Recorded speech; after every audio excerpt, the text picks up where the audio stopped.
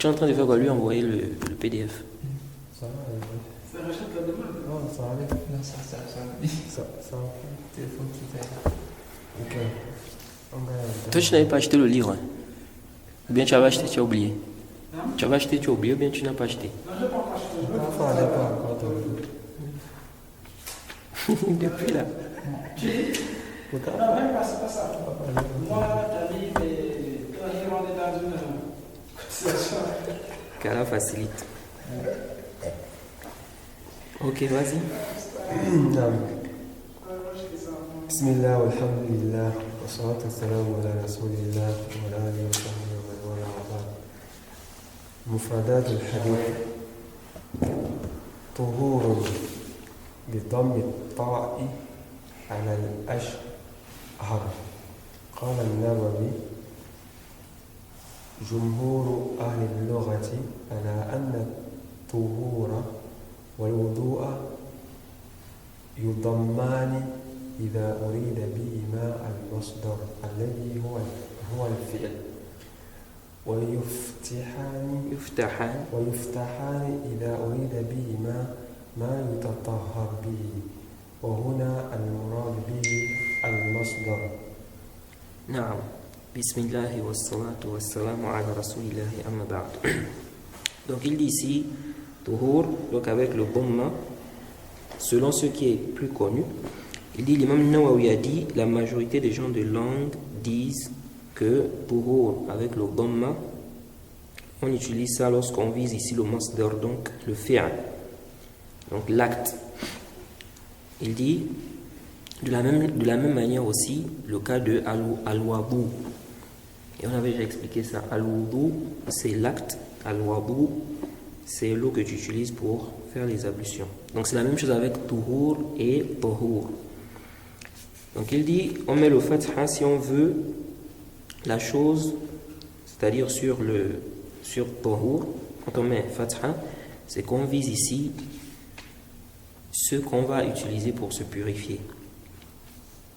Et ce qui est visé ici, c'est le masdar, donc c'est l'acte de purifier, là, de nettoyer.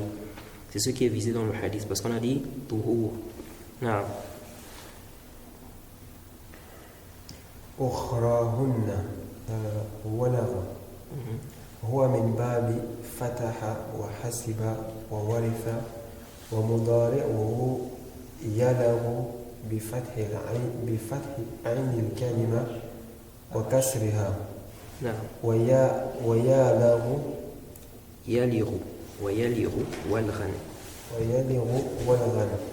والبلوغ الشرب بأطراف اللسان، وهو شرب الكلب وغيره من السباع. نعم. Donc il dit walara ici c'est min bab fataha hasiba waritha.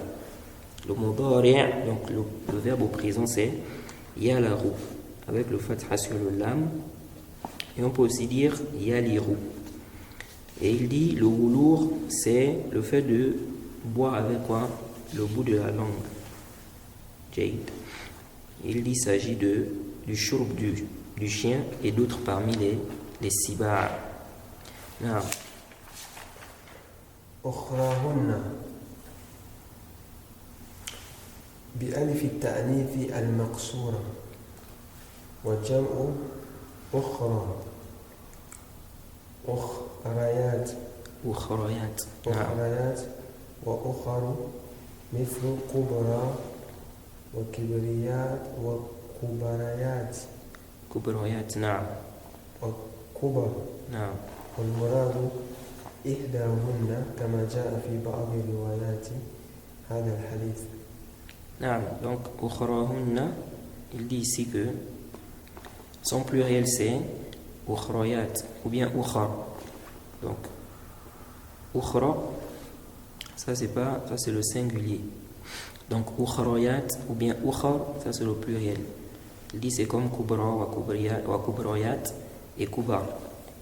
Il dit ce qui est visé ici dans le hadith quand on a dit ukhrahunna, c'est-à-dire une des fois. Une des fois. Donc quand on dit ukhrahunna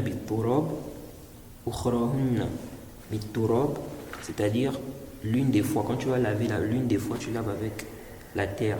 Naam. التراب ما نعم من أدين الأرض Naam. فليرقه Naam. فليصبه فليصبه على الأرض. نعم. قال في المصباح راق الماء وغيره ريقا ريقا نعم. إن صب ويتأدى بالهمزة فيقال أراقه نعم. وتبدل الهمزة هاء فيقال هراقه. وقد يجمع بين الهاء والهمزة فيقال أهرقه يهرقه ساكن الهاء. Non. Donc il dit Turab, c'est ce qui est, n'est-ce pas, au-dessus de la terre là. Ce qui est, on va dire les croûtes. Adim, c'est ce qui est croûte en fait. Croûte, c'est une couche extérieure en fait qui est durcie, qui se forme sur la surface d'un corps. Donc il dit, c'est ça le Turab. Maintenant il dit, dans une riwaya on a dit quoi? On a dit qu'il doit verser l'eau là. Donc si le chien a la paix dans le récipient, on voit que dans la riwaya de Muslim, on a dit quoi? Faliyuriqhu.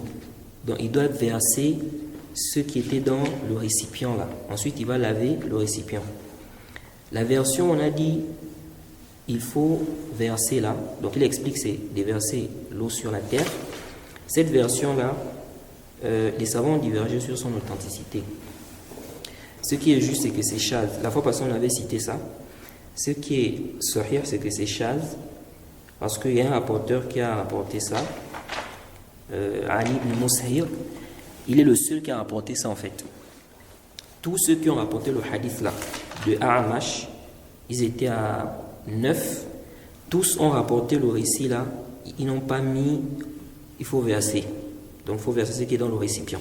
Sauf Ali ibn Mushir. Ok? Et lui, ce Ali ibn Mushir là, Ibn Hajar a dit qu'il est thiqa. Mais, quand il est devenu aveugle, il a eu à dire des choses étranges. Donc ici on dit, cette riwaya où on dit qu'il faut verser là, c'est chal, c'est pas authentique. C'est marginal. Ce qui est authentique, c'est le récit sans la partie où on dit de verser. Donc il a dit ici, on a dit dans le Misbah, Raqa al-ma'a. Donc le sens, il veut expliquer maintenant le sens. Qu'est-ce que ça veut dire? C'est-à-dire verser de l'eau en fait. Il dit on peut dire aussi araqahu. Il dit qu'on peut dire araqahu. Et on peut aussi enlever le hamza et mettre le ha à la place et dire araqahu. Et on peut mélanger le hamza avec le ha et on va dire aharaqahu. Et le verbe c'est, quand on va conjuguer, c'est yuhriquhu avec le soukoun sur le ha. Naam. Ulahunna ukhrahunna aw ulahunna. الراجح أن هذا الشق من الرامي وليس بالتخيير. ورواية أولاهن أرجحهما لكثرة رواتها. نعم، لكثرة رواتها ولإخراج الشيخين لها، ولأن التراب إذا جاء في الغسلة الأولى كان أنقى. Non, le cheikh dit, parce qu'il y a des riwayat, on a dit la première fois, l'une des fois, la première fois, ok? Donc, il dit ici ce qui est rajih, c'est que c'est un doute du rapporteur. Le rapporteur a douté. Ce n'est pas que tu as le choix. Tu peux nettoyer au début avec la terre ou bien à la fin. Donc, il dit, ce qui est juste, c'est la riwaya où on a dit, n'est-ce pas, au début, au tout début. Donc tu laves avec la terre au début. Il dit, et ce qui est juste parce que la majorité des rapporteurs ont rapporté ça. Et parce que c'est rapporté dans Bukhari et Muslim, et aussi parce que si on lave avec la terre au début, après on verse de l'eau, il dit ça va être plus propre. Non. ما يؤخذ من الحديث Ali ibn Mushir, c'est lui qui a apporté la riwaya, on dit Falioriqhu. Il a apporté quand il est venu avec nous. Hein? Il a apporté quand il était avec nous. Je n'entends pas bien. Il a rapporté ça quand il était avec nous. Wallahu a'lam, si c'est quand il était aveugle. Mais en tout cas, il s'est isolé avec la riwaya là. Il est le seul qui a rapporté ça. Non. نعم ما En plus, il y a يؤخذ des compagnons de A'amash qui sont plus dignes de confiance au niveau du A'amash, tel que Shu'ba. Il a rapporté ça, il n'a pas rapporté ça, cette ziyada là. Non. ما يؤخذ من الحديث نجاسة الكلب وكذا جميع أجزاء بدنه Najisa. نجسة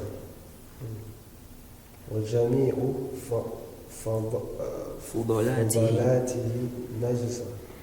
Jay, le cheikh dit ici, donc qu'est-ce qu'on tire du hadith? Le hadith où le prophète a dit la purification d'un vase de l'un de vôtres ou d'un vase de l'un d'entre vous, lavé par un chien, se fait en le lavant 7 fois.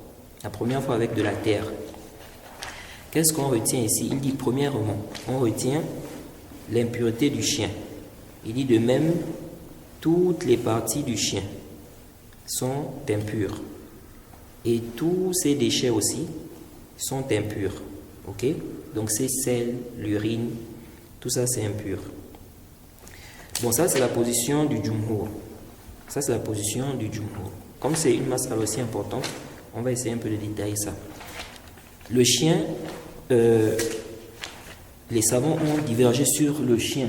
Est-ce que le chien est impur ou pas? Ok? On a le Jumhur, la majorité des savants, ils ont dit que le chien est najis, le chien est impur. Et c'est la position que le cheikh a soutenue ici, lorsqu'il dit que on tire du hadith l'impureté du chien et de tout son corps. Donc, premier avis, le chien est impur. Ça, c'est Jumhur. Deuxième avis, c'est l'avis des Malikites. Les Malikites ont dit que le chien est pur. Tout le chien est quoi? Est pur. Ils voient même qu'on peut manger le chien. Bien évidemment, ce n'est pas tous les Malikites, un groupe.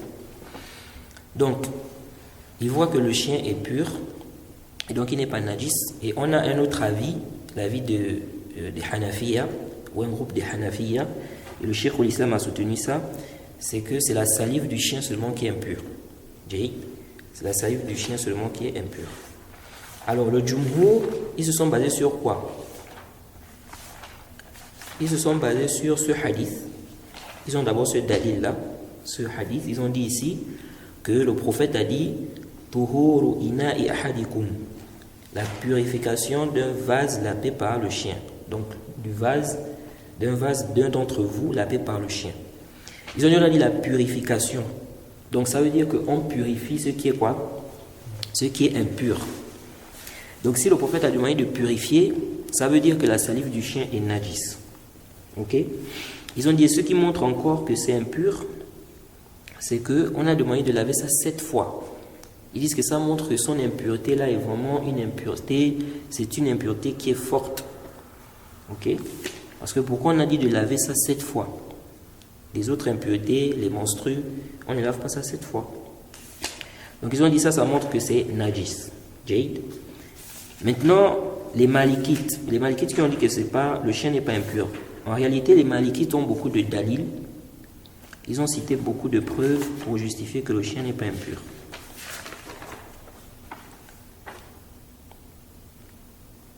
Le premier dalil qu'ils ont cité, ils ont le verset de la sourate 5, le verset 4, oui, le verset 4 de la sourate 5. Ça, c'est leur premier dalil d'abord, pour dire que le chien n'est pas impur. Allah dit yas'alunaka maza uhilla lahum qul uhilla lakum at-tayyibat wa ma 'allamtum min al-jawarih mukallibina. Jayd, jusqu'à la fin du verset. Dans ce verset, ils disent que Allah nous dit, il t'interroge sur ce qui leur est permis. Il a dit, dis, vous sont permises les bonnes nourritures, ainsi que ce que capturent les carnassiers, n'est-ce pas, que vous avez dressés, en leur apprenant ce qu'Allah vous a appris. Mangez donc ce qu'elle capture. Mangez donc ce qu'elle capture pour vous et prononcez le nom d'Allah. Quel est l'aspect argumentatif ici? Ils ont dit, ici là, on a autorisé de manger ce que le chien a capturé. Ok? Donc, parmi les choses qui sont autorisées, de faire la chasse avec les chiens, n'est-ce pas? Parce qu'on avait vu la fois passée que parmi les cas où on a accepté qu'on peut avoir des chiens, c'est pour la chasse. Ok? Donc, le chien, on peut dresser un chien, on le dresse pour qu'il soit, n'est-ce pas, comment dirais-je, apte à faire la chasse. Donc, il va faire la chasse, on va l'envoyer pour chasser des bêtes. Donc, ils ont dit ici, Allah a dit de manger ce que le chien va, n'est-ce pas, aller capturer. Ok? Et on n'a pas dit de laver. Ils ont dit le chien va aller, il va attraper la bête. Tu vas dire bismillah, tu vas envoyer le chien, il va attraper la bête. La bête là qu'il va attraper, c'est avec sa bouche. Donc c'est évident qu'il y aura certainement la salive et tout. Ils ont dit, on n'a pas dit de laver ça. Donc si c'était impur, si vraiment le chien était impur, on devait demander de laver la bête que le chien a attrapée là. Et puis le fait qu'on demande, ou bien qu'on permette de faire la chasse avec le chien, ça veut dire qu'on permet qu'on soit avec le chien, qu'il y ait un mélange. Donc comment on va nous permettre d'être avec le chien? Parce qu'à la base, quand on dit quelque chose est impur, on doit s'écarter de ça. C'est ça la base. On ne doit pas être avec ça. Mais comment on nous permet d'avoir des chiens, de faire la chasse avec le chien, et puis on dit que c'est impur? Ok? Ça c'est le premier dalil. Le deuxième dalil, ils ont dit que ça a été rapporté d'Ibn Omar dans le Sahih al-Bukhari. On dit que كانت الكلاب تبول وتقبل وتدبر في المسجد في زمن النبي صلى الله عليه وسلم. On avait des chiens au temps du prophète, taboul, tuqbilu wa tudbiru fil masjid. Au temps du prophète, il y avait des chiens qui urinaient, qui rentraient, qui sortaient de la mosquée. Et Ibn Omar dit, on ne nettoyait pas cela. Ils ont dit ça sur le dalil que le chien n'est pas impur, parce qu'au temps du prophète, on lui dit le chien urinait, les chiens rentraient, ils sortaient de la mosquée. Donc ça prouve que c'est pas impur, parce que si c'était impur, on ne devait pas autoriser, n'est-ce pas, aux chiens de rentrer, de sortir, n'est-ce pas, et même d'uriner dans la mosquée. Ça c'est leur deuxième dalil. Quant au hadith du Jumhur, le hadith du Jumhur, donc le hadith que le cheikh a mentionné ici, ils ont dit ici, là, quand on a dit la purification, ils ont dit la purification, ici, ça ne veut pas dire purifier ce qui est najis. Ils disent on peut purifier ce qui est sale. On peut purifier ce qui est quoi? Ce qui est sale. Le dalil, ils ont dit, le prophète a dit as-siwaku matharatun lil fam wa mardatun li rabb. C'est rapporté par l'imam Nasa'i, hadith de Aïcha. Le prophète a dit que le siwak est une purification pour la bouche et un agrément pour le Seigneur. Quand on dit le siwak matharatun lil fam, est-ce que la bouche est impure? Non. Donc ils ont dit ça, c'est le dalil que lorsqu'on a dit ici la purification, ça ne veut pas dire ici, n'est-ce pas, que c'est impur, mais ça veut dire que c'est quelque chose de sale, on nettoie. Donc ils ont dit, le fait qu'on demande de laver aussi 7 fois, ça montre que c'est pas impur, parce que si c'était impur, on ne devait pas demander de laver 7 fois, on devait demander de laver comme les autres impuretés. Pourquoi? En ce qui concerne le chien, on dit de laver 7 fois. Ça veut dire qu'il n'y a pas, c'est pas l'impureté, c'est pas un problème d'impureté ici. C'est pourquoi pour eux, le lavage ici là, ils disent que c'est ta'aboudi. On le fait par adoration. C'est les malikites. Ils disent que le lavage là, quand on a demandé de laver le vase, qui est le récipient qui est lavé par le chien, Ils disent on le fait par adoration. On ne connaît pas l'Aïd là. Pourquoi on a demandé de laver ici? Donc ça c'est le dalil des malikites. Les dalils en fait des malikites en général. Quant à ceux qui ont dit que c'est seulement la salive, ils ont dit quand on regarde les textes, déjà à la base, il n'y a d'impureté que là où on a un dalil. Ici, on n'a pas le droit de dire qu'une chose est impure alors qu'on n'a pas quoi? On n'a pas de preuve. Donc ils ont dit, on a le dalil qui montre que la salive du chien est impure. Donc on se limite à cela. On n'a pas le droit de dire que tout le chien maintenant est impur. Ok? Ils ont dit parce qu'il faut un dalil pour justifier que tout le chien est impur. Donc même ses poils, ses ongles, tout ça. Alors, l'avis qui est plus proche, le plus savant, c'est l'avis des savants qui ont dit que la salive du chien est impure. Pas tout le chien. Jade, ce qui est impur, c'est uniquement la salive du chien. Quant aux malikites, le dalil des malikites, tout d'abord nous disons, ici, là, lorsque le prophète a dit Tuhuru ina'i ahadikum, la purification d'un vase lavé par le chien. Le ans, quand on demande de purifier dans la législation, soit c'est pour le hadath, soit c'est pour quoi? Le khabath. Ça c'est le ans. On ne quitte pas de cette base-là si on n'a pas un dalil qui vient montrer que ce qui est visé ici, ce n'est pas quoi? La purification du khabath ou bien du hadath. Alors ici, on ne peut pas parler de hadath. On ne peut pas dire que le récipient a le hadath. Ok? Donc ça veut dire que quand on dit de purifier ici, c'est quoi? C'est le khabath. Jade. Donc nous disons ça, c'est le ans. Le dalil que les malikites ont cité en disant que le prophète Mohammed sallallahu alayhi wa sallam a dit le siwak mathaharatun lil fam wa mardatun li rabb. Ibn Hajar, dans le Fath, il a répondu à cela. Qu'est-ce qu'il a dit? Attendez, je cherche sa parole. J'ai écrit ça quelque part. Il a mentionné une qaïda qui est très importante. Voilà. Il a dit أن ألفاظ الشرع إذا دارت بين الحقيقة اللغوية والشرعية حملت على الشرعية إلا إذا قام دليل. جيد. Il dit les alphaz du shar' أن ألفاظ الشرع إذا دارت بين الحقيقة اللغوية والشرعية حملت على الشرعية إلا إذا قام الدليل. Donc, les termes qui sont venus dans la législation, si on a le sens linguistique, c'est-à-dire le terme tourne entre le sens linguistique et le sens législatif, c'est-à-dire que les mots ont parfois un sens linguistique et il y a le sens dans la législation. Par exemple, as-sola. As-sola, dans la langue arabe, c'est dua. Mais shar'an, quand on parle de prière, n'est-ce pas, ça a un sens. Ce sont des termes spécifiques, des mouvements spécifiques, n'est-ce pas, qui commencent par le takbir, n'est-ce pas, et ça termine par le taslim.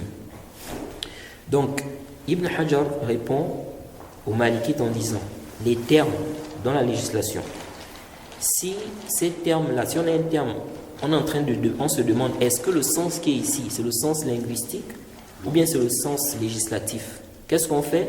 Il dit, on doit comprendre que c'est le sens législatif, sauf si on a un dalil qui prouve le contraire. Ok? Donc, dans la langue arabe, on peut utiliser purification pour parler de nettoyage. On veut nettoyer ce qui est sale. Mais ici, là, quand on a demandé de purifier le récipient, on voit ici qu'on peut comprendre ce que les malikites ont dit, on peut ne pas comprendre ce que les malikites ont dit. Donc lorsqu'on est dans cette divergence, qu'est-ce qu'on fait? Il dit, on doit comprendre ici que le sens, c'est le sens de la législation. Ok? Maintenant, il faut un dalil qui justifie que non, on va déplacer le sens législatif au sens quoi? Linguistique. Donc on va dire ici, c'est vrai que s'il y a, c'est-à-dire qu'on comprend ça, on comprend le sens linguistique, le sens législatif, ok? le asl, c'est qu'on doit ramener ça au sens législatif. Sauf si on a un dalil qui nous montre qu'ici, on ne doit pas comprendre ça ici. Non, ici, là, en réalité, on n'a pas un dalil qui vient justifier que le sens ici, quand il a dit tuhur, le sens qui est visé ici, c'est le sens quoi? Linguistique. Parce que les arguments que les malikites ont cités, parce qu'il y a un frère qui me disait une fois, il dit oui, mais cette qaïda-là, cette règle-là, on applique ça tant qu'on n'a pas un dalil qui montre le contraire. Nous disons oui, on applique ça tant qu'on n'a pas un dalil qui montre le contraire. Mais où est le dalil en réalité ici qui montre que tuhur ici, ce qui est visé, c'est quoi? C'est le sens linguistique pour dire que non, il s'agit juste ici de nettoyer la saleté. On n'a pas en réalité, ok? Les arguments que les malikites ont cités, en réalité, ce ne sont pas des arguments qui sont très forts. Tout d'abord, ils ont cité quoi? Pour le premier dalil qu'ils ont cité, c'était quoi? Oui, le verset, voilà. Verset, soit 5, verset 4. Ok, lorsqu'on a dit ici comment on appelle ça? On a autorisé de manger ce que le chien qui a été dressé a capturé. Tout d'abord, on dit, le verset parle des chiens dressés. Le verset ne parle pas de tous les chiens. Parce que si un chien qui n'a pas été dressé, par exemple, il va capturer, on ne va pas manger ça. Ok? Or, quand on parle d'un chien qui est dressé, ça veut dire que tu peux éduquer ce chien-là de telle sorte que quoi? Que lorsqu'il va aller chasser, il ne va pas chasser en faisant quoi? En mettant sa salive partout sur la bête. Parce que tu as la possibilité, c'est un chien qui a été dressé. Donc tu as la possibilité de lui montrer comment il doit quoi? Comment il doit capturer quoi? La bête. Ça c'est un. Deuxièmement, ce chien-là, même s'il va capturer la bête et qu'il va ramener la bête et un peu de, comment on appelle ça? Où il y a de la salive. Mais à la base, on ne va pas manger ça comme ça. À la base, on va préparer. Donc, ce qui est évident, c'est qu'on va nettoyer ça. Et comme a dit l'imam Shawkani, le verset, en fait, ne parle pas de la pureté ou l'impureté du chien. Le verset nous parle de la permission de manger ce que le chien dressé a capturé. Est-ce qu'il est impur, il n'est pas impur? Le verset ne parle pas de ça. Donc, ce verset est venu pour nous parler de ce qui est halal. Il t'interroge sur ce qui est permis. Donc le verset parle de la permission de manger ce que le chien a capturé. Maintenant, est-ce que le chien est impur ou il n'est pas impur? Ça, c'est venu dans d'autres textes. Ok? Donc, les autres textes qui nous ont, ou bien le texte qui nous montre maintenant que la salive du chien est impure, on comprend de là que si le chien vient avec la bête qui a l'impureté, qui a la salive, on va faire quoi? On va nettoyer. On va nettoyer. C'est pourquoi, l'imam Shawkani a dit, on peut dire que le verset ici est général et on n'a pas parlé ici, on n'a pas demandé de nettoyer parce que il y a déjà des autres textes qui nous parlent de quoi? Du nettoyage. Donc, on doit déjà comprendre que oui, s'il vient avec la salive, on va faire quoi? On va nettoyer. Ok? C'est pas que non, dans chaque verset ou bien dans chaque endroit, on va parler du chien, on va demander de faire quoi? On va demander de nettoyer. Ça, non, ça c'est la réponse contre le dalil des malikites. Ça, c'est les autres, le Jumhur, bien ceux qui ont dit que ça ne montre pas que la salive du chien, n'est-ce pas, est pure. Ok? Là, c'est l'imam Shawkani qui a ramené ça comme argument. L'imam Shawkani, quand il a répondu, il dit on peut comprendre que le texte est général. Ça nous parle juste de la sentence de manger ce que les chiens ont capturé, les chiens dressés. Mais on ne nous parle pas ici du nettoyage. Et on peut comprendre qu'on n'a pas ici demandé de nettoyer parce que c'est déjà connu dans les autres textes ou dans l'autre texte que la salive du chien, on doit faire quoi? On doit nettoyer ça. Jade.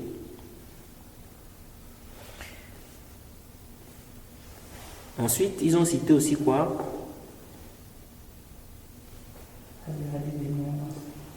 Oui, le hadith d'Ibn Omar. Bon, le hadith d'Ibn Omar, il y a des savants qui ont dit en fait que les malikites ne peuvent pas prendre ça comme dalil parce que il y a un ijma que l'urine du chien est impure. Ils ont dit il y a un ijma que l'urine du chien est impure. Donc ils ont dit comment vous allez prendre un dalil sur lequel en fait il y a unanimité que l'urine du chien est impure. Jade. Mais en réalité, ce rod là, c'est pas un rod qui est fort parce qu'il y a des savants qui ont dit Ibn Hajar, quand il a ramené la question là, il dit il y a des savants qui ont quand même dit que l'urine du chien est pure. Ok? Il dit parce que déjà il y a des savants qui voient qu'on peut manger le chien. Et chez les savants, les animaux qu'on peut manger, à la base, qu'est-ce qui est? Leurs urines sont pures. Ok? Le mouton, le cabri, ces animaux qu'on peut manger, leurs urines sont pures, même si c'est sale. Ok? Donc, Ibn Hajar dit il n'y a pas un ijma', il n'y a pas un consensus que non, l'urine du chien est impure. Et il dit aussi que, ça a été rapporté d'Ibn Wahb, qu'il a dit que l'urine de tous les êtres vivants, n'est-ce pas, est pure, sauf pour l'être humain. Ok? Donc, même le chien, son urine aussi est quoi? Est pure. Alors, ce hadith, le hadith d'Ibn Omar, certains savants ont dit que c'était avant. Ça, c'était avant qu'on ne donne la sentence sur quoi? Sur la salive du chien, ou bien sur le chien. Ok? Donc, les chiens se baladaient venant à la mosquée, n'est-ce pas? Ils urinaient. D'autres ont dit ils urinaient hors de la mosquée. Ce n'était pas dans la mosquée. D'autres ont dit on laissait ça parce que c'est connu qu'en Arabie, ou bien à l'époque là, au temps du prophète, c'est connu que le soleil, n'est-ce pas, faisait souvent disparaître, ça fait souvent disparaître l'urine rapidement. Parce que ici, vous voyez bien qu'ici le soleil, c'est très rapide. Même si tu laves là, si tu installes, en quelques minutes, le linge va sécher. Donc ils ont dit, ils ont laissé, ils n'ont pas nettoyé parce que ça, le soleil faisait partir cela. Ok? Dans tous les cas, même si on peut dire que c'est un dalil qui est fort, ok, on peut dire que c'est pas parce que l'urine est impure, ok, que ça veut dire que la salive du chien est quoi? Jade? Ce n'est pas parce que la salive du chien est impure que forcément on va dire l'urine est impure. Ok? Même s'il y a des savants qui ont dit ça, ils ont dit non. Si on dit que la salive est impure, ça veut dire que l'urine et tout le corps, parce que le Jumhur en réalité ils ont fait un qiyas. Ceux qui ont dit que le chien est impur là, ils n'ont pas un dalil où on dit qui prouve clairement que le chien est impur. Eux ils ont fait quoi? L'analogie. Parce que quand on regarde le hadith là ne parle pas du corps du chien. Ça parle de quoi? La salive du chien. Mais ils ont fait le qiyas. Comme on va voir le cher ici, il va nous citer ça un peu vers la fin là-bas. Ils ont fait l'analogie en disant que si la salive est impure, donc le reste du corps aussi est impur. Ok? Mais ça, ce n'est pas quelque chose qui est lazim. Déjà dans les impuretés, nous disons, on ne doit pas faire le qiyas tant qu'on ne connaît pas la illa. Parce que l'impureté, ce n'est pas une chose où on va dire que non, on connaît la illa. Pourquoi les menstrues, on va dire l'urine de l'être humain. Pourquoi l'urine de l'être humain est impure et l'urine du mouton, par exemple, c'est pas impur? Les deux sont sales. Ok? Mais pourquoi pour le mouton c'est pur, l'urine de l'être humain c'est impur? On ne peut pas expliquer. L'impureté, c'est pas nous qui décidons. C'est Allah qui nous dit telle chose est impure. Mais le prophète nous explique que telle chose est impure. Ok? Donc c'est pas quelque chose qu'on va venir avec quoi? La raison. Si on regarde, si on dit, par exemple, tout ce qui est sale est impur, ok, on va dire que le rhume est impur, la salive est impure, tout ce qui est sale, en fait, c'est impur. Et ça, il n'y a pas de savants qui disent ça. Donc, nous disons que l'impureté, on ne doit pas faire l'analogie dans ça parce que c'est quelque chose, on ne connaît pas réellement pourquoi ça a été nommé de najis. Pourquoi pas ça, pourquoi ça? Donc, on doit s'arrêter au texte. Si on a la preuve qu'une chose est najis, on dit que c'est najis. Et nous disons, le fait que l'urine soit sale, ou bien on va dire c'est plus sale, parce que le cheikh il a ramené ça ici, comme pour faire comprendre que c'est plus sale en fait, c'est plus sale que la salive. Donc, si on prend par exemple le cas du rhume, on a le rhume et on a le mazi. Vous connaissez le mazi, non? Le mazi, le liquide qui sort qui est, je ne sais pas si vous avez au Cameroun, vous avez le gombo, vous connaissez le gombo? Le gombo. Toi tu connais, c'est le dongo. Toi tu connais, c'est le gombo. Le gombo là, ça, comment on appelle ça? C'est gluant. Vous voyez, non? C'est gluant comme ça.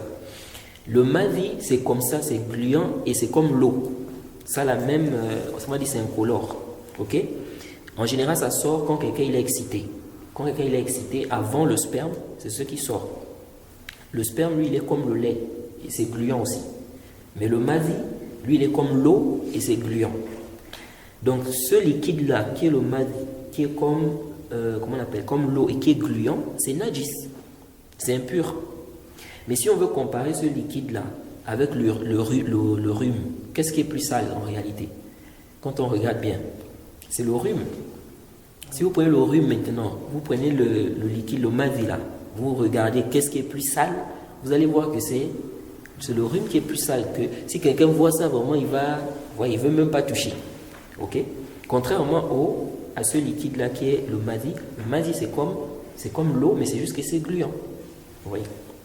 Bref, donc nous disons, si il faut raisonner comme ça, on pourra donc dire que si on a comme le mazi qui est najis, ok, et le rhume et c'est plus sale, donc a fortiori on va dire que c'est quoi? C'est najis. Est-ce que vous suivez ça?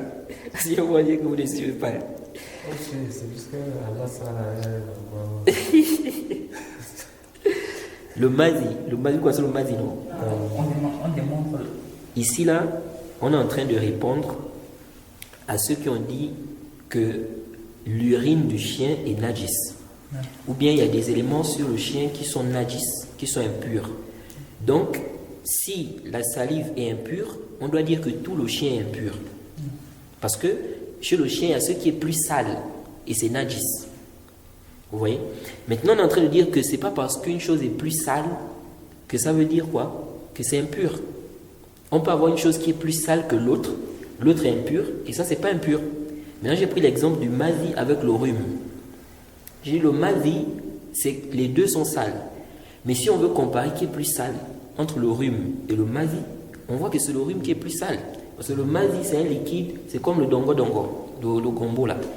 Donc quelqu'un peut encore même, il voit ça là, il peut toucher comme ça.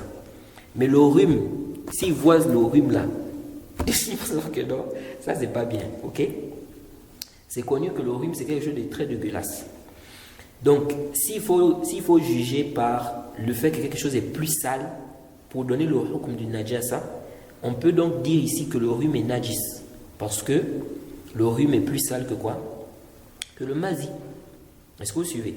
Et on va donner l'impureté sur des choses qu'on estime qui sont plus sales, n'est-ce pas, que d'autres choses qui sont impures. On va dire, bon, par exemple, je ne sais pas moi, l'urine est impure, et donc si on trouve un liquide qui est plus sale que l'urine, on va dire que c'est quoi? Najis. On dit non, c'est pas comme ça. On dit les najasat, il faut un dalil. Il faut qu'on ait un dalil qui justifie que telle chose est impure. Donc, ce qui est juste avec le plus savant, c'est que, en ce qui concerne l'impureté, ce qui est impur chez le chien, c'est quoi? Sa salive. C'est quoi? C'est sa salive. Ceux qui ont dit qu'il y a ijma, que l'urine du chien est impure, c'est pas sahih, comme a expliqué Ibn Hajar dans le Fath. Jaïd. Je crois que c'est tout par rapport aux dalils qu'ils ont cités. Là.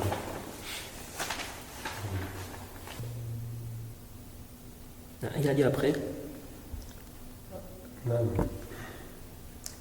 أن نجاسته نجاسة مغلظة فهي أغلظ النجاسات مغلظة فهو أغلظ النجاسات.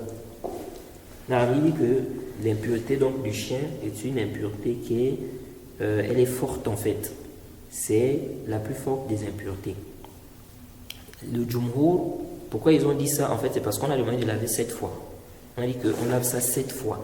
Ils ont dit pourquoi ça 7 fois alors que d'autres impuretés c'est une seule fois. Donc ils ont dit ça montre que l'impureté du chien est quoi? C'est une impureté qui est plus forte. Mais ça, c'est pas quelque chose qui est lazim. Parce qu'on peut dire qu'on a demandé de laver 7 fois parce qu'en plus du fait que ça soit impur, il y a des quoi? Des microbes. Ok? Parce qu'on va voir que le Cheikh va nous ramener ici que des études scientifiques ont prouvé qu'il y a des microbes dangereux dans la salive du chien. Donc nous ici on peut dire, maintenant avec la science, ça peut nous aider à comprendre pourquoi on a demandé de laver 7 fois. Ok? Donc aujourd'hui avec la science, c'est plus comme, même si c'est vrai qu'il y a des savants qui avaient déjà mentionné ça depuis, mais nous disons que cela peut nous aider déjà aujourd'hui, ok, à comprendre pourquoi on a demandé de laver 7 fois. Parce que même les malikites, ils disent non, on a demandé de laver 7 fois. Donc pourquoi on demande de laver 7 fois alors que les autres impuretés comme les menstrues, l'urine, on ne demande pas de laver 7 fois. Donc si on demande de laver 7 fois, ça veut dire que ce n'est pas l'impureté. C'est une autre chose. Parce que si c'est l'impureté, on ne devait pas demander de laver 7 fois. On dit qu'il n'y a pas de contradiction. Ça peut être impur, mais en plus de ça, il y a quelque chose qui a fait en sorte qu'on demande de laver 7 fois. Comme quoi? Les microbes. Ok? Donc nous disons, c'est une impureté. Le fait qu'on demande de laver 7 fois n'est pas la preuve que ce n'est pas l'impureté, non. On dit on a demandé de laver 7 fois parce que, n'est-ce pas, il y a l'hypothèse qui est plus de quoi? Que c'est quelque chose, à cause des microbes, pardon, qui sont dans la salive du chien. Ok? C'est les Malikites qui disaient que, comme on demande de laver 7 fois, ça veut dire que... Ça, c'est les Malikites qui disent ça. Ils disent que la preuve que le chien n'est pas impur, c'est qu'on a demandé de laver 7 fois. Ils disent alors que les autres impuretés, c'est une seule fois. Donc, nous disons non, c'est pas lazim. On peut demander de laver 7 fois, c'est impur, mais le fait qu'on demande de laver 7 fois, c'est parce qu'il y a des microbes là-bas. Une seule fois, ça ne suffit pas. Ok? Le chef va nous parler des recherches scientifiques ici, là. Il a dit, troisièmement, أنه لا يكفي لإزالة نجاسته والطهارة منها إلا 7 غسلات. Non, il ne suffit pas donc pour enlever la najasa et la purification, il ne suffit. Et ce qui suffit, c'est 7. Il faut forcément 7. Donc il ne faut pas laver ça une fois ou 2 fois, ou 3 fois. Il faut laver combien? 7 fois comme c'est venu dans le hadith. Jade. En ce qui concerne les récipients. Je ne sais pas si... Je pense qu'on va s'arrêter là parce qu'il est 44. Donc on s'arrête au 3. Il faut mettre un point. Ah. C'est bon? S'il y a une question par rapport à ça, sinon on prend le livre du Cheikh Al-Obeid. Moi, je n'étais pas là au cours précédent. J'étais là au cours précédent. Ah bon? J'ai une question.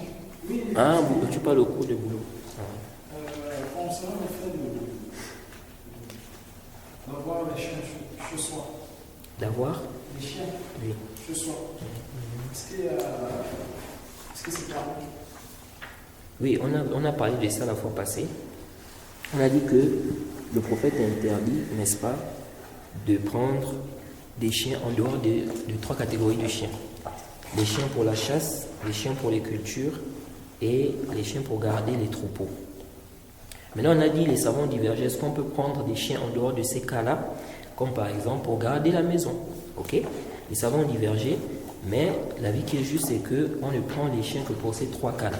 On ne doit pas prendre des chiens en dehors de ces 3 cas-là pour dire que non, pour garder la maison, parce que même au temps du prophète aussi, il y avait des vols, et malgré ça, le prophète n'a pas demandé, il n'a pas ajouté pour garder la maison, ok? Ou bien pour garder les maisons.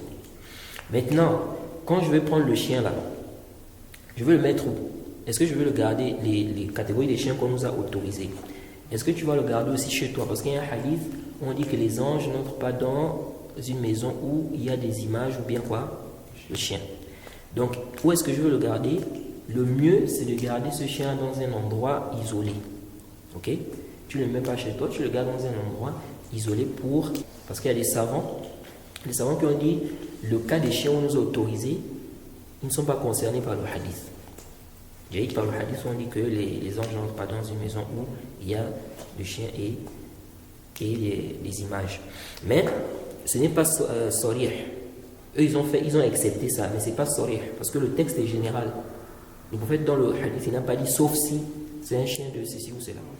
Donc, pour éviter, pour ne pas tomber dans quelque chose où on va dire on n'est pas sûr, ici on dit c'est mieux tu gardes le chien dans un endroit isolé et non dans la maison. C'est bon? Ok, donc on va prendre le livre du Cheikh.